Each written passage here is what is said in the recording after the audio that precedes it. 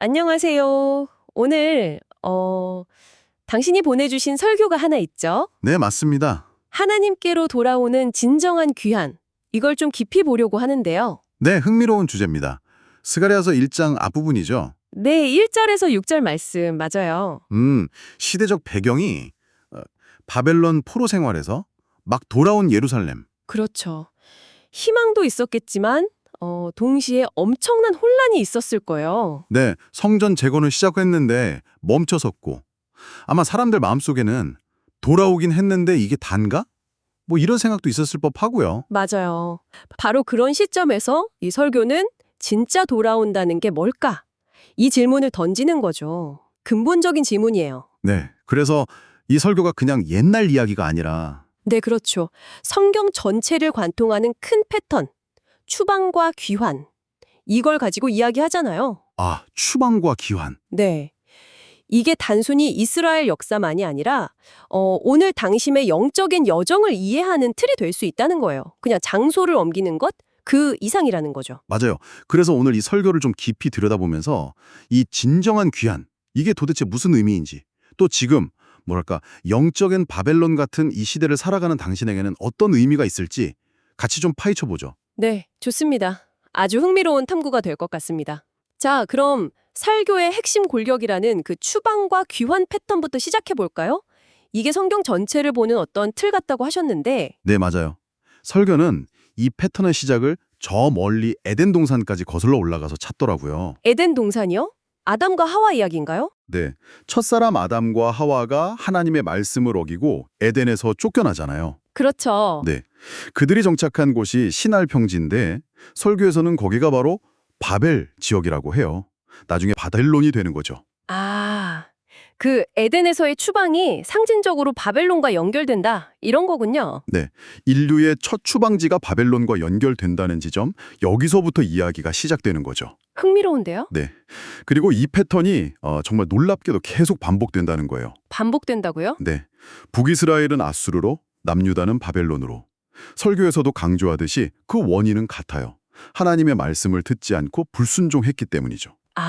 결국 불순종, 에덴에서랑 똑같네요. 네, 에덴 추방과 같은 뿌리를 가진 사건이다, 이렇게 보는 겁니다. 그렇군요. 근데 정말 중요한 건 하나님의 이야기는 추방으로 끝나지 않는다는 점이에요. 끝나지 않는다. 네, 오히려 그 추방의 땅, 극 바벨론에서 하나님은 다시 귀환을 시작하신다는 거죠. 추방의 땅에서요? 그게 가능한가요? 설교에서는 아브라함을 예로 들어요. 하나님의 아브라함을 어디서 부르셨죠? 바로 그 바벨론 지역, 갈대아 우르잖아요. 맞네요. 갈대아 우르. 네, 거기서 불러내셔서 약속의 땅으로 가게 하시죠. 그러니까 추방의 장소에서 구원의 여정이 시작되는 이런 역설이 있는 거예요. 와, 생각지 못한 연결인데요. 이 패턴은 계속 이어져요. 애굽에서 노예살이하던 이스라엘 백성들, 그들을 해방시켜서 약속의 땅으로 돌아오게 하시잖아요. 네, 출애굽. 네, 그리고 마침내 스가랴 시대, 바벨론 포로였던 유다 백성들을 다시 예루살렘으로 귀환시키고요. 그러니까 스가랴 시대의 귀환은 이런 거대한 하나님의 이야기 속의 한 장면이었군요. 그렇죠. 설교는 이 추방과 귀환이라는 큰 그림을 보여주면서 당시 예루살렘에 돌아와 있던 백성들에게 당신들의 귀환은 그냥 우연히 일어난 일이 아니다. 하나님의 신실한 역사의 일부다. 이런 메시지와 희망을 주려고 했던 것 같아요. 듣고 보니 정말 성경 전체를 꿰뚫는 중요한 흐름이네요. 추방과 귀환. 그런데 설교는 이 바벨론을 그냥 옛날 메소포타미아에 있던 그 제국으로만 보지 않는 것 같더라고요. 뭔가 더 큰 의미가 있는 것처럼 이야기하던데요. 맞아요. 바로 그 지점이 이 설교의 아주 중요한 통찰 중 하나예요. 어떤 거죠? 베드로전서 5장 13절을 인용하잖아요. 거기서 베드로 사도가 바벨론에 있는 교회가 너희에게 문안한다고 말하거든요. 네, 기억나요. 근데 그게 왜 중요하죠? 그 당시 베드로가 말하는 바벨론은 진짜 메소포타미아의 그 바벨론이 아니었다는 거죠. 그럼요. 어디였는데요? 그건 당시 세상을 지배하던 로마 제국을 가리키는 말이었어요. 로마 제국을 바벨론이라고 불렀다고요? 네, 여기서 중요한 건 바벨론이라는 단어가 특정 장소를 넘어서서 하나님을 대적하고 그분의 백성을 억압하는 세상의 권세, 시스템, 문화를 상징하는 일종의 모형이나 상징으로 사용되고 있다는 점이에요.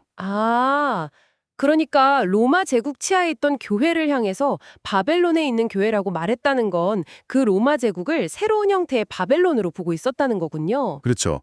베드로는 스가랴 시대의 그 귀환 이야기를 자신들의 상황, 즉 로마라는 새로운 바벨론 상황에 적용해서 보고 있었던 거죠. 굉장히 의미심장한데요. 사실 예수님 시대 유대인들도 로마 제국을 자신들의 바벨론으로 여겼어요.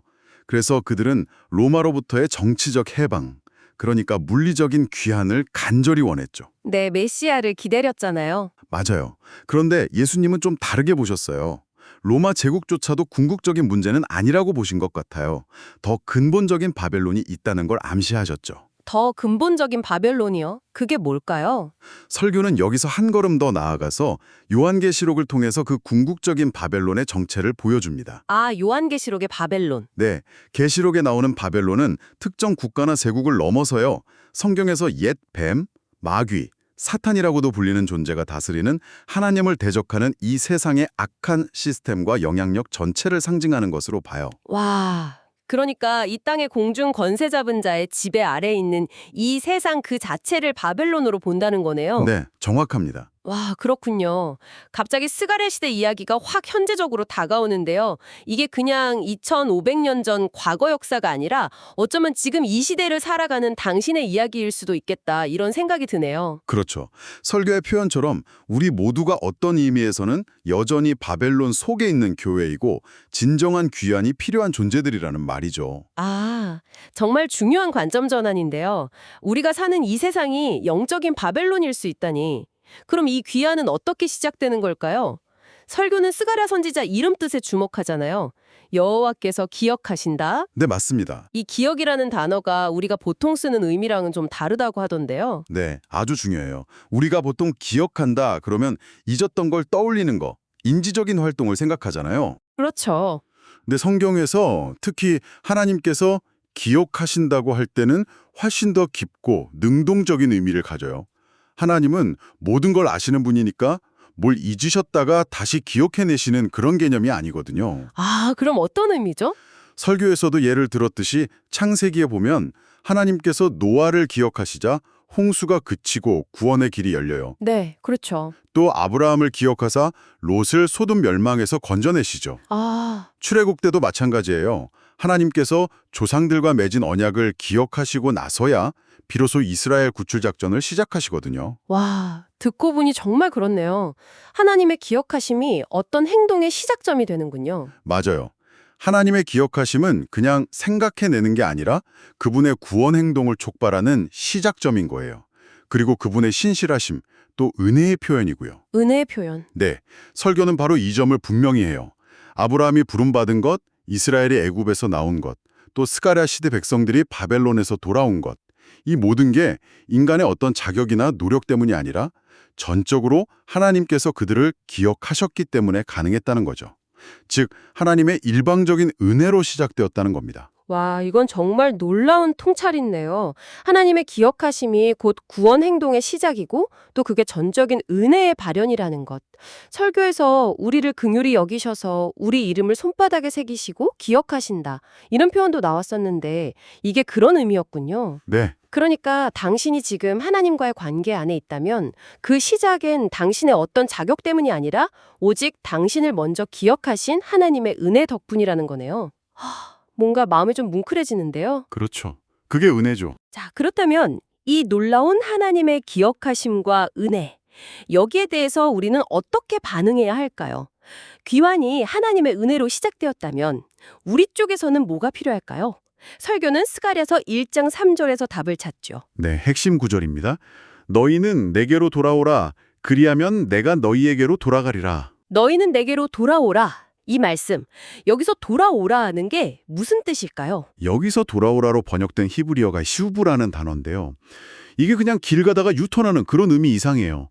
성경 전체에서 회개를 뜻하는 아주 핵심적인 단어거든요. 아, 회개. 네, 죄와 불순종의 길에서 돌이켜서 하나님의 말씀을 따르는 순종의 길로 삶의 방향을 완전히 바꾸는 것, 그걸 의미해요. 삶의 방향 전환. 그런데 여기서 설교가 정말 중요한 신학적인 포인트를 짚어줘요.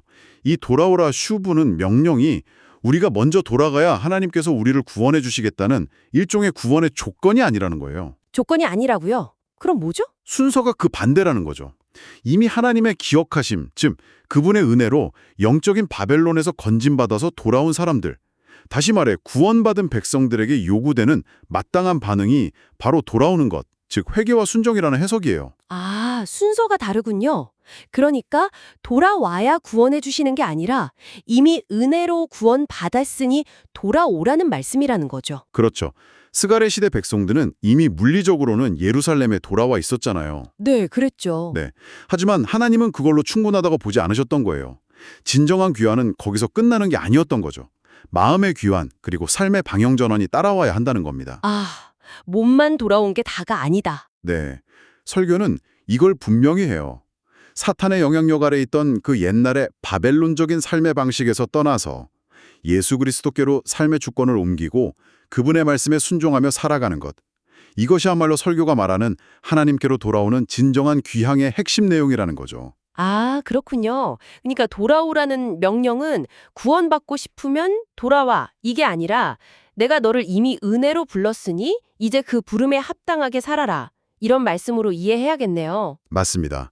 구원의 조건이 아니라 은혜에 대한 반응으로서의 순종이죠. 와, 물리적 귀환은 넘어서 마음과 삶의 방향이 하나님께로 향하는 것. 이게 진정한 귀환이다. 이 통찰 정말 중요하게 다가오네요. 네. 그렇다면 오늘날 이 영적인 바벨론 속에서 살아가는 우리는 어떻게 이 진정한 귀환, 다시 말해 순종의 삶을 구체적으로 살아갈 수 있을까요? 이게 좀 막연하게 느껴질 수도 있을 것 같은데요. 네, 그럴 수 있죠. 설교 자체가 아주 구체적인 생활 지침을 길게 제시하지는 않아요. 하지만 우리가 살펴본 성경의 큰 그림, 또 설교의 핵심 메시지 안에서 중요한 원리들을 좀 발견할 수 있을 것 같아요. 어떤 원리들일까요? 예를 들면 구작의 다니엘과 그의 친구들 이야기를 참고할 수 있겠죠? 아, 다니엘이요? 네. 그들은 말 그대로 바벨론 제국의 심장부에서 살았잖아요. 오늘날 우리처럼 바벨론 한복판에 있었던 거예요. 그렇죠. 포로로 잡혀갔으니까. 그들이 거기서 어떻게 살았나요? 예레미야 선지자가 포로들에게 권면했던 것처럼 예레미야 29장, 그들은 자기가 속한 바벨론 사회의 평화, 즉 샬롬을 위해서 기도하고 또 실제로 그 사회에 기여하는 삶을 살았어요. 다니엘은 총리마도에서 이방 제국을 위해 일하기도 했고요. 네, 맞아요. 하지만 동시에 하나님의 뜻에 명백히 어긋나는 요구 앞에서는 목숨을 걸고 타협하지 않았죠. 아, 사자굴이나 풀무불 같은 사건들 말씀하시는군요. 그렇죠. 왕 외에 다른 신에게 기도하지 말라는 법령이나 우상에게 절하라는 명령 앞에서 그들은 분명한 선을 그었어요. 아, 그 균형이 중요하겠네요. 세상 속에서 살아가되 타협하지 않는 것. 네, 이게 오늘날 영적인 바벨론에서 하나님의 은혜로 귀환한 자로서 살아가는 중요한 모델이 될 수 있다고 생각해요. 즉, 세상 속에서 빛과 소금으로 살면서 우리가 속한 사회의 유익을 위해 적극적으로 기여하고 참여하되 세상의 샬롬을 구하되 하나님의 말씀이라는 절대적인 기준, 우리의 궁극적인 충성의 대상 앞에서는 타협하지 않는 자세. 네. 이것이 바로 불순종의 자리를 떠나 순종의 자리에 머무는 삶. 설교가 말하는 진정한 귀환을 살아가는 모습의 한 단면일 수 있겠습니다. 그렇군요. 다니엘의 예처럼 우리가 발딛고 사는 이 세상의 샬롬을 위해서 책임감 있게 살아가면서도 동시에 우리의 진짜 시민권은 하나님 나라에 있다는 것을 잊지 않고 그분의 말씀에 따라 살아가는 것. 그게 바로 오늘날 바벨론 속에서 귀한 자로 살아가는 구체적인 모습일 수 있겠네요. 네, 그렇게 볼 수 있겠죠. 듣고 보니 이 설교는 결국 스가랴 시대를 조명하면서 동시에 오늘 당신의 삶을 비추는 거울 역할을 하는 것 같아요. 당신이 하나님의 기억하심과 은혜로 부름받은 귀한 자라면 지금 서 있는 이 자리에서 어떻게 그 진정한 귀환, 즉 순종의 삶을 살아갈 것인가? 이 질문을 던지고 있는 거네요. 네, 맞습니다. 오늘 우리는 하나님께로 돌아오는 진정한 귀환이라는 설교를 통해서 스가랴서 1장의 깊은 메시지를 함께 탐구해 봤습니다.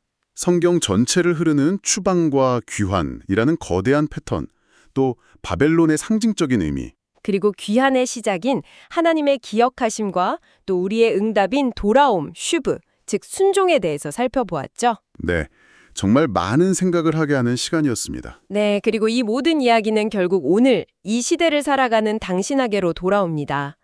하나님을 대접하는 문화와 시스템이라는 이 영적인 바벨론 속에서 하나님의 일방적인 은혜로 시작된 당신의 귀환 여정, 이걸 어떻게 신실하게 이어갈 것인가?